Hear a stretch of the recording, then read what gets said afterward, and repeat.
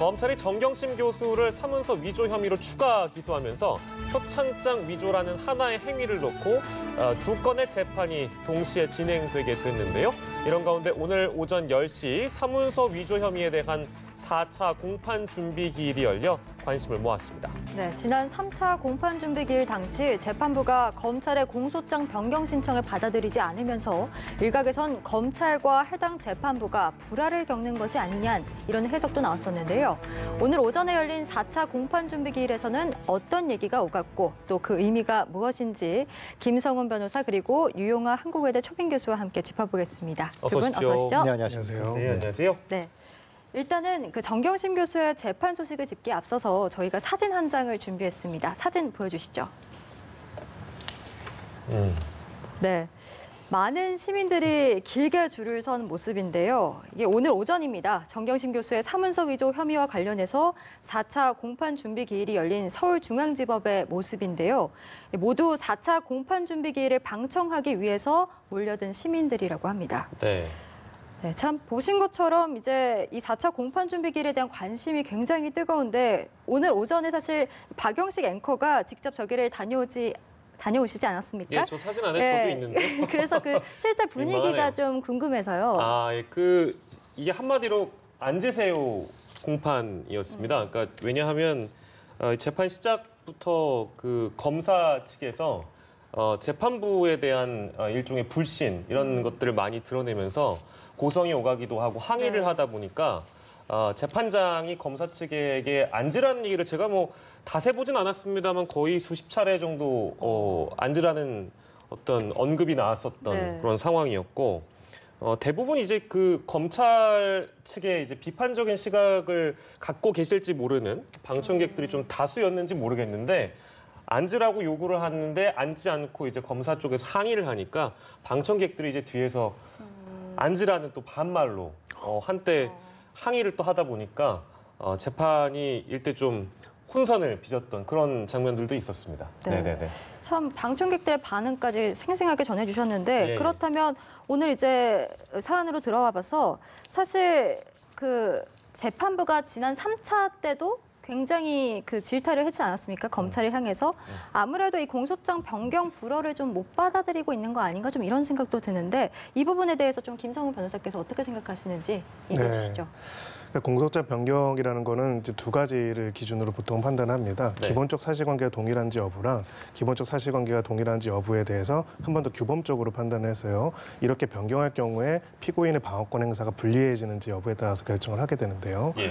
지금 이제 재판부로서는 기본적 사실관계가 너무나 다르기 때문에 변경을 불허한다라고 했는데 검찰 쪽에서는 기본적 사실관계가 동일하지 않다 하더라도 지금 피고인의 방어권 행사에는 실체적인 방어권 행사에서는 지장이 없는데 이것을 왜 불허했느냐 정도로 이야기를 하고 마무리되는 거 원래 맞습니다. 예. 그래서 일반적인 재판이라면은 뭐 거기에 따라 가지고 공소 취소를 하고 다시 예. 추가 기소를 하거나 이런 식으로 진행이 됐을 텐데요. 네. 지금 이 사건 같은 경우 굉장히 여러 가지로 이례적이고 초유의 사태들이 벌어진 부분이 네. 이 공소장 변경 불허 결정에 대해 가지고 검찰이 의견 제시를 한 것뿐만 아니라 예. 소송 지휘권의 전반에 대한 것을 이의를 제기를 하고 예. 공판 진행에 대한 굉장히 불만을 제기를 하는 내용을 의견서로 제출을 했습니다. 네. 예. 그 의견서에 대해서 재판부가 먼저 서면으로 그걸 다 받아봤고요. 거기에 대해서 공판을 시작을 하면서 의견을 밝혔죠. 예. 그래서 이제 중립성을 더 염두에 두고 하고 또 조서의 일부 내용을 더 추가로 기재해달라는 부분도 받아들이겠다. 네. 이제 재판을 시작하겠다라고 해서 시작이 됐으면 됐는데 이제 예. 검찰 쪽에서 그 서면으로 제출한 거에 대해서 원칙적으로는 이 서면 제출한 거에 대해서 재판부에서 구두로 그 취지를 진술하라고 하는 경우들이 많이 있습니다. 예. 근데 그런 내용이 없었는데 이제 이것을 의견 제시를 해야겠다라고 하니까 이제 재판부에서는 충분히 서면으로 내용들을 받고 거기에 대해서 재판부의 일응의 결정을 얘기를 했고 예. 모두 다 받아들이지 아니라 일부는 받아들이고 이제 유념하겠다라는 쪽으로 진행을 하는데 더 할 필요가 없다고 그래서 자리에 앉으라고 했지만 예. 자리에 앉으라고 했던 그거에 대해서 다시 또 이의 신청을 했고요. 예. 그 이의 신청을 기각을 했고 또 다시 이의 신청을 하는 것들이 예. 계속 반복되는 우리나라 법정에서는 사실 보기 힘든 장면이 연출된 것으로 보입니다. 이례적이라는 말씀이신데 이제 검찰의 전략적인 측면을 저희가 좀 들여다보면 이제 표창장 위조 저희가 아까 말씀드렸습니다만 하나의 행위를 두고 두 개의 재판이 지금 열리게 생겼잖아요. 열리게 될 텐데 이런 어떤 검찰의 전략이랄까요? 전략에 대해서는 어떻게 좀 보고 계십니까? 그러니까 원래는 이제 공소 취소라는 게 맞죠. 그것이 이제 변경을 재판부에서 안 해줬으니까. 근데 이제 검찰이 다시 또 기소를 한 사실에 대해서 굉장히 말이 많습니다. 실제로 물론 검찰에서는 당연하다. 변경을 안 해주니까 우리가 추가 수사한 내용에 대해서 기소를 하는 것은 당연하다. 예. 라고 얘기하지만은 본래는 취소를 하는 것이 맞는데 그렇게 한 이유에 대해서 그 같은 오늘 뭐 언론에 났습니다만 대구지검의 진모 검사가 예. 이것은 공소권 남용이다라고까지 얘기를 했습니다. 같은 검찰 내부에서도.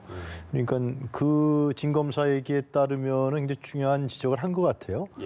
그러니까 이중 기소를 했다라는 건데 예. 이중 기소를 하고 공소권 남용이라는 건 첫 번째 기소가 예. 이거 증거가 확실하지 않은데도 불구하고 그 당시가 아마 인사청문회 9월 16일인가요? 9월 6일 날 인사청문회 마지막 날 검찰이 밤 10시 넘어서 기소를 했단 말이죠. 예, 예. 의외였죠. 근데 그때 무슨 사건이 있었냐면 인사청문회 때 한국당의 주광덕 의원이 예. 이 조국 후보자에게 부인이 기소되면은 어떡할 거냐, 사퇴할 거냐 이렇게 질문을 합니다. 결국은. 그래서 이 법조계라든가 진 검사도 뭐 그렇게 얘기는 하지 않았습니다만은 예. 추정컨대 검찰이 조국 후보자를 사퇴시키거나 예. 아니면 장관 취임에 영향을 주려고 예. 부인을 기소한 것이 아니냐. 예. 그래서 증거 없이 너무나 좀 확실한 수사를 하지 않고 예. 그때 불러서 조사도 안 했잖아요. 예. 그러고 나서 이제 이번에 재판부에서 이후에 수사 압수수색을 또 하지 않았습니까? 네. 그 이후에 이제 그것을 변경하려니까 재판부에서 동일한 사람이라 할지라도 장소와 일시, 방법, 목적 그리고 공범까지 다른데 이걸 예. 어떻게 네. 변경해 주냐. 이러니까 이제 상당히 지금 오늘 재판에서 김 변호사 말씀하신 대로 상당히 문제가 논란이 있었던 것 같은데요. 그래서 이 진 검사 얘기로는 이것은 이중 기소고 별도의 목적을 갖고서 검찰에서 기소한 걸로 보여지기 때문에 이 공소권 기각을 해야 된다 이렇게 주장을 하고 있습니다. 같이 검찰 내부에서. 예. 물론 법조계에서 많은 변호사들도 그렇게 얘기하는 변호사들도 있고요. 그래서 이 문제는 글쎄 어떻게 진행될지 모르겠습니다만 지금 말씀하신 대로 이 법원과 재판부와 검찰이 그냥 부딪혀 버렸어요. 검찰이 이걸 인정하지 않는 거 아니겠습니까? 네. 근데 과연 그런 부분들 우리가 어떻게 봐야 될지 상당히 국민적 입장에서 봤을 때는 검찰의 행동이 잘 납득이 안 가는데요. 예. 하여튼 뭐 법원의 판결을 더 지켜봐야 될 것 같습니다. 예. 네, 앞서 뭐 박영식 에커가 그 실제 분위기를 전해주기도 했지만 재판부도 이번에 상당히 격앙된 모습을 보였거든요. 그러니까 검사의 이름이 뭐냐, 앉으라 뭐 이런 말을 수차례 했다고 앞서 전해줬는데 그 판사가 이렇게 검사의 이름을 묻는 게 사실은 좀 이례적이지 않습니까? 이례적이고요. 그리고 다 나와 있습니다. 그 재판에 이제 예. 누가 어떤 검사를 출석하는지 나오기도 하고요. 예. 그래서 확인할 수 있는 이야기고, 예. 네, 굳이 이제 물론 이제 출석해가지고 여러 검사들이 있을 경우에 출석한 검사들을 조서에 적기 위해서 확인하는 경우가 있지만 네. 지금 내용으로 봤을 때는 그런 내용은 아닌 것 같고요. 예. 예. 사실은 이 소송 지휘권이라고 합니다. 형사소송법상 소송 지휘권이 재판장에게 있기 때문에 재판장한테 발언 기회를 얻어서 발언을 해야 하고요. 예. 이제 발언 기회가 아니면 원래 원칙적으로는 발언하면 안 되고 예. 이제 거기에 따라서 따라야 하는데 지금 그 미국 드라마나 법정 영화들을 보면 그런 것들 많이 나오잖아요. 예. 오브젝션이라고 해가지고 이의 있습니다, 이의 있습니다 많이 예, 예, 하거든요. 이게 바로 이제 소송 지휘권에 대한 이의입니다. 예. 재판장이 지금 소송 지휘를 잘못하고 있으니까 난 거기에 이의가 있다. 예. 저걸 중단해달라 이렇게 하고 이제 재판부가 거기에 대해서 받아들인다 아니면 기각한다 이렇게 표현을 하잖아요. 예. 근데 우리나라 법정에서는 재판장의 소송 지휘에 대해서 이렇게 즉각 이의를 하고 하는 관행이 없었습니다. 예. 네, 근데 오늘은 사실은 검사가 한 3명 이상 나왔다고 들었어요. 예. 8명이 나왔어요. 8명이 나와서 그 차례로 뭐 3-4명이 계속 그런 식으로 일을 한다는 거는 사실은 역사상 유례가 없는 것이라고 할 수가 있고요. 지금 사실은 이 사법부라든지 법정이라는 곳은 예. 굉장히 엄숙한 곳이고 엄숙해야 하는 곳입니다. 왜냐하면 사회적으로 가장 첨예한 관계들을 모두가 자기 개인의 인격이나 인성을 떠나가지고 어떻게 보면 공정한 무지의 베일 속에서 판단하고 기소하고 재판하고 변호하는 자리이기 때문에 네. 거기서 어느 쪽이든 간에 감정을 드러내서 하는 거는 굉장히 적절하지가 않거든요. 갈등을 해결하는 과정이 이제 갈등을 더 증폭시키는 과정들은 아닌데 예. 사법부로서 검찰로서 한 개인들이 아닌데 이런 부분에 대해 가지고 어떻게 보면 굉장히 감정적인 검찰이 대응을 했다는 부분들은 예. 저는 굉장히 비판받을 수 있는 그런 상황이라고 생각을 합니다. 예. 네. 그래도 그 앞서서 살짝 짚어주신 부분이긴 한데 그 재판에 앞서서 그 재판부에서 중립성을 돌아보겠다라는 말을 했습니다. 여기에 담긴 의미도 좀 궁금합니다. 네, 재판부는 제일 중요한 부분은 갈등을 해결하는 것이 목표인 곳입니다. 그렇기 때문에 이 사건의 실체에 대해서 어떤 판결이 나오는지도 중요하지만 이 판결을 하는 그 주체인 재판부에 대한 신뢰가 훼손이 된다면 사실은 존립 근거가 없어지는 것이겠죠. 그래서 사실은 검찰이 이의 신청이라고는 했지만 의견서의 대부분 내용은 조금 과하게 말하자면 비방이었습니다. 그러니까 재판부가 사실상 애단을 가지고 중립적이지 않게 편파적으로 재판을 진행한다는 의견을 가감없이 밝힌 것이죠. 재판부로서는 사실은 굉장히 가장 큰 모욕적인 언사가 바로 그런 부분입니다. 그래서 뭐 회피, 기피 신청이라든지 이런 것들이 모욕적인 부분인데 이제 재판부로서도 공정하게 재판을 진행하고 또 공판 중심주의와 형사소송법 원칙을 지키겠지만은 그런 중립성과 편파에 대해서는 시비가 없도록 해서 제대로 그걸 살피겠다라는 것들을 나름 하면서 어떻게 보면 조금 달랬다라고 저는 보여지는데요. 문제는 이제 그렇게 시작을 했지만 이제 결과적으로는 검사들이 이제 연속으로 계속 이의 신청을 제기를 하고 하면서 사실은 오늘은 지금 국민들이 궁금한 거는 사실은 공소장 변경 허브도 중요하지만은 각각의 실체적 진실이 무엇인지를 객관적으로 공정하게 밝히는 거 아니겠습니까? 근데 거기에 앞서가지고 검찰과 또 사법부의 다툼, 싸움 이런 식으로 번지는 것들은 매우 부적절하지 않았나 하는 생각이 듭니다. 뭐 열람 등사 문제 얘기도 한때 논란이 됐었고 이제 재판부의 중립성 문제를 또 검찰 측에서 문제 삼았었고 아무튼 김성원 변호사 말씀대로 큰 틀에서는 실체적 진실에 다가가기 위한 재판이 진행돼야 되는데 뭔가 갈등과 불화만 남았던 그런 공판이었다라고 볼 수 있을 것 같습니다. 근데 이제 앞으로 절차가 어떻게 되느냐, 재판 절차도 좀 중요한 것 같아 저희가 이 절차를 좀 짚어볼까 하는데요. 기소한 게 일단 3차례입니다. 지금 추가 기소한 건까지 합치면 그럼 재판이 이제 앞으로 어떻게 진행되는 건지 그것 좀 정리해 주세요. 네, 지금 일단은 정리하자면 사문서 위조 기소한 건이 있고요. 소위 말하는 사모펀드와 입시불이 의혹 이 두 번째 기소가 됐고 이 상황에서 이제 이것을 병합하느냐 공소장 변경을 하느냐 하는 이야기가 오고 가다가 공소장 변경이 불허가 되니까 추가로 또 기소를 한 부분이 있습니다. 3가지가 있죠. 일단 3번째 사건 같은 경우에는 아직은 재판부가 배당이 안 된 걸로 알고 있고요. 첫 번째, 두 번째 사건은 지금 같은 재판부가 맡고 있지만 오늘 저희 보도 내용에 따르면 병합되진 않고 같은 재판부지만 연속으로 진행했다고 들었습니다. 일단 이 두 재판은 별개인 상태고요. 지금 이런 상황에서는 원칙적으로는 그 원칙으로 돌아가서 상식적으로는 이제 첫 번째 기소 부분은 공소 취소를 하는 것이 맞습니다. 근데 공소 취소를 안 한다는 거는 지금 공소장 변경 불허가 매우 부당하다라는 검찰 쪽의 입장을 유지하겠다는 거고요. 그래서 그렇게 된다면 결과적으로는 지금 상황으로는 거의 무죄가 나올 수밖에 없습니다. 왜냐하면은 검찰이 주장하는 A라는 공소 사실과 완전히 다른 B라는 공소 사실을 지금 하고 있는 상황이기 때문에 검찰 스스로 A가 아니라고 얘기한 상황이기 때문에 그럼 공소 사실이 인정이 될 수가 없는 거겠죠. 이제 이렇게 되게 된다면은 이제 재판부로서는 뒤에 추가로 기소한 사건들을 이 재판에 병합할 것인 여부를 또 다시 이제 심지청을 할 수밖에 없습니다. 보통은 같은 피고인에 대한 재판이 이제 같은 관할 법원에서 진행되는 경우에는 추가 기소를 할 때 담당하는 공판 검사가 병합 신청을 같이 하게 됩니다. 그래서 아마 후속 기소한 사건들도 여기에 병합될 수 있는지가 문제가 될 텐데 그렇게 되면은 같은 사건의 A 사건과 그리고 완전히 다른 추가 기소 B 사건을 또 같은 재판부가 판단하게 되는 좀 어떻게 보면 웃지 못할 상황이 벌어지기 때문에 이 부분에 대해서는 사실은 검찰로서는 그 재판부로서는 검찰에게 기존의 공소장 변경이 안 된다면은 공소 취소를 사실상 고려해야 하지 않냐라는 의사표시 전 지난번 기일에 했다라는 취지로 보였는데 검찰이 오히려 여기에 반발을 하면서 앞으로 이제 이후에 이제 공소 취소 여부에 따라서 이거 결정이 될 것 같고요. 만약에 이제 지금 같은 상황이 그대로 그냥 이어진다면은 오히려 사문서 위조건 첫 번째 기소 부분은 그냥 빠르게 정리가 돼가지고 무죄 판결이 나올 수도 있고요. 이런 상황에서 이제 두 번째, 세 번째 사건들의 병합이 돼가지고 진행될 가능성이 좀 있습니다. 네, 김성훈 변호사께서는 일단 무죄 판결이 내려질 수밖에 없다 이렇게 짚어주셨는데 그렇다면 무죄 판결이 내려질 경우에 이 재판은 좀 앞으로 어떻게 되는 겁니까?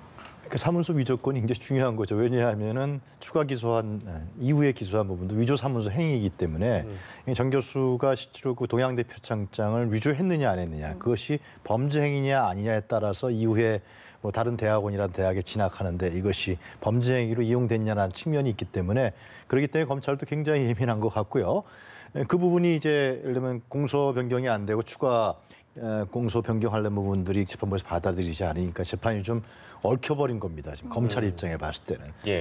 제대로 되려면 사문서 위조가 딱 돼서 그 이후에 전교수 한 것이 사문서 위조를 했으니까 이게 범법 행위로서 다른 서울대학이라든가 뭐 다른 대학에 진학한 것이 이게 계속적인 1년 되는 범죄 행위다. 이렇게 검찰이 주장하는 것인데 첫 번째 부분이 안 풀려버리는 거죠, 지금. 예. 그러니까 처음에 1차 9월 16일 날 기소한 부분이 상당히 무리하게 했다라는 부분들이 자꾸만 드러나면서 예. 전체적으로 다 무리가 가는 측면이 있기 때문에 검찰이 제 생각에는 오늘 그 법정에서도 상당히 무리한 강권적 성격 아니겠습니까? 재판부가 있고 재판부라는 것은 검찰도 있지만 피고인도 있단 말이죠.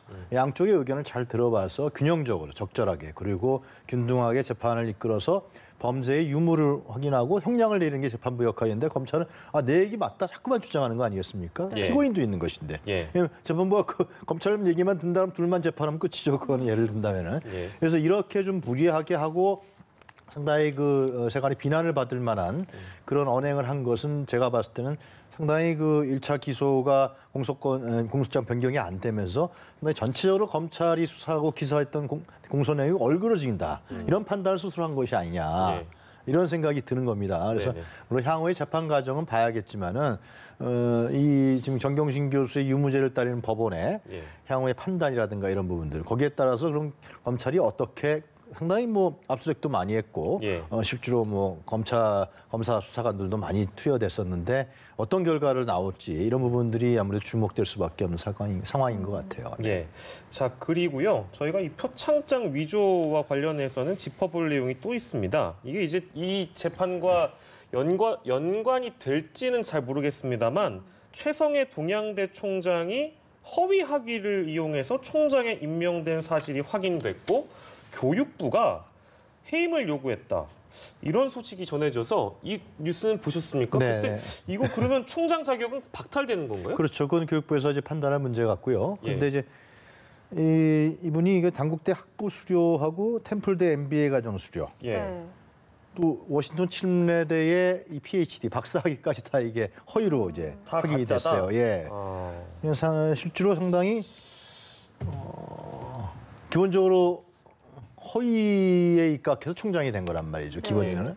이것은 어떤 게 우리가 추정이 가능하냐면 왜 이런 부분이 언론에서 발표했냐면은 처음에 기억하시겠습니다만 정경심 교수의 표창장 위조 여부가 논란이 됐을 때 이분이 나는 그건 사인한 적이 없다 그랬습니다.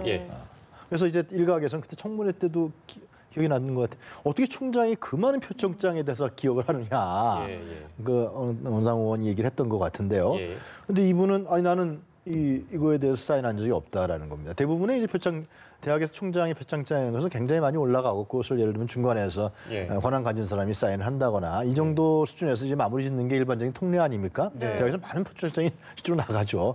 근데 이분은 아니다라고 얘기했단 말이죠. 거기서 논란이 되면서 정 교수가 표창장을 위조한 것이 아니냐 이렇게 여론이 이제 확산되고 그다음에 검찰이 수사에 들어갔던 것으로 기억하거든요. 그런데 이분이 스스로가 자기 학력을 그것도 박사학위뿐만 아니라 학사, 석사까지도 다 예를 들면은 학사는 아닙니까? MBA군요. 이 부분까지 다 허위로 했다라는 사실에서 이분의 최 총장의 발언이 상당히 신뢰에 문제가 있다. 이렇게 우리가 얘기할 수 있는 것이죠. 아까 저희가 잠깐 그림 보여드렸습니다만 물론 다 허위는 아니고요. 두 개는 실제 한 것으로 일단 알려지고 있어서 그 부분은 저희가 좀 다시 한번 시청자 여러분들께 말씀드리는데 아무튼 저는 이제 저렇게까지 박사 이런 걸 해본 적이 없어서 이게 얼마나 큰 가짜이고 허위인지 모르겠으나 아무튼 유 교수님 말씀처럼 그때 당시에는 과연 이 총장이 발언한 것에 대해서 다 믿을 수 있느냐 그런 어떤 합리적 의심 그게 이제 지금에서야 들 수 있다 이런 목소리가 있을 수도 있겠네요. 자, 근데 이제 아까 제가 처음에 언급했습니다만 이게 재판과 관련이 있을까 없을까에 대한 그 연관성은 지금은 잘 모르겠습니다. 그러니까 이게 이 표창장 위조 재판에 최성해 총장의 허위 학력 이 여부들이 영향을 줄까요? 어떻게 보세요? 저는 법률적으로는 전혀 영향이 없다라고 생각을 합니다. 예, 예. 거의 이제 최 총장이 주요 참고인으로서 이제 아마 이 법정에 증언을 쓸 가능성이 매우 높습니다. 최 총장이 진술한 내용이 아마 참고인 조사로 들어가 있을 거고요, 증거 목록에. 예. 그 내용에 검찰이 증거를 제출을 할 거고 피고인 입장에서는 당연히 그 증거에 대해서 부동의를 하고 예. 불러낼 것이고요. 그 증언의 신빙성이라든지 여러 가지를 공격하는 소재 중에 하나가 될 수는 있지만은 예. 법리적으로는 전혀 관련이 없는 별개의 사안이라고 생각합니다. 예, 알겠습니다. 자, 저희가 첫 번째 주제는 이렇게 마무리하고요.